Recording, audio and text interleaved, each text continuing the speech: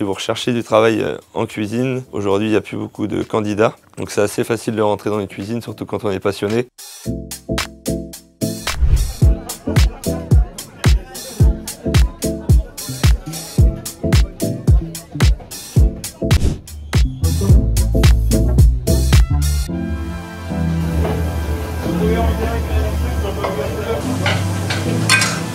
Alors aujourd'hui je suis chef de cuisine et j'ai toujours voulu faire ça depuis tout petit.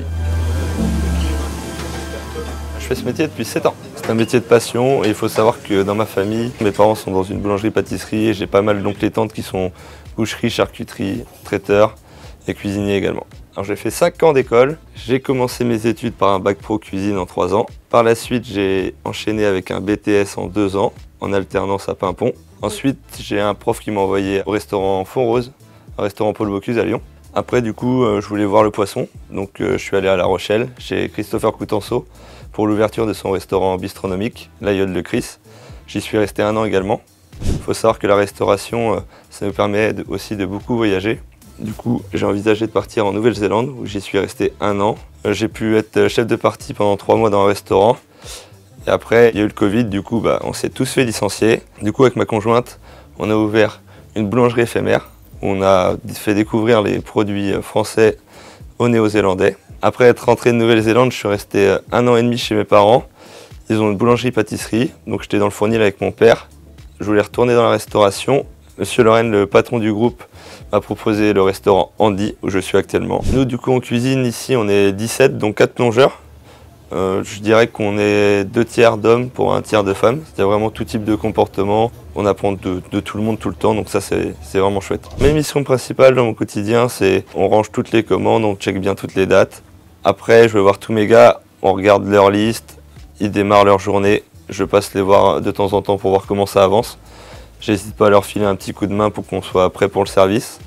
Après vient le temps de la pause déj, on va tous manger ensemble, c'est assez convivial. Après on démarre le service, donc moi je suis au pass, j'annonce les bons et je dresse les assiettes. Et puis après à la fin du service, on fait le ménage tous ensemble, je fais mes commandes, j'appelle mes fournisseurs. Après on a le droit à une petite pause l'après-midi, on revient le soir, on corrige tout ce qu'il nous faut pour la mise en place. Après on rattaque le deuxième service comme le premier, on fait le ménage et après on rentre chez nous. Les avantages c'est que nous, dans le restaurant, on a une cuisine ouverte, donc ça, c'est vraiment bien d'avoir le petit contact client.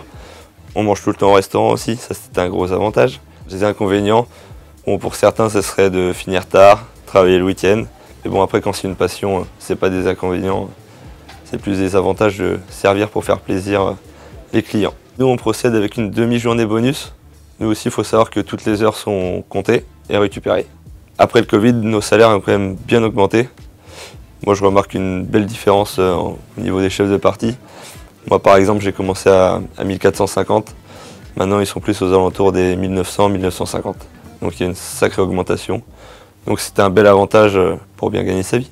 Alors, le conseil, c'est de ne pas avoir peur. De ne pas avoir peur de faire des erreurs. D'y aller en faisant des erreurs qu'on apprend et qu'on avance. Il faut aussi bien observer tout le monde, ce que tout le monde fait en cuisine. On peut apprendre en faisant, mais aussi on peut apprendre aussi en regardant.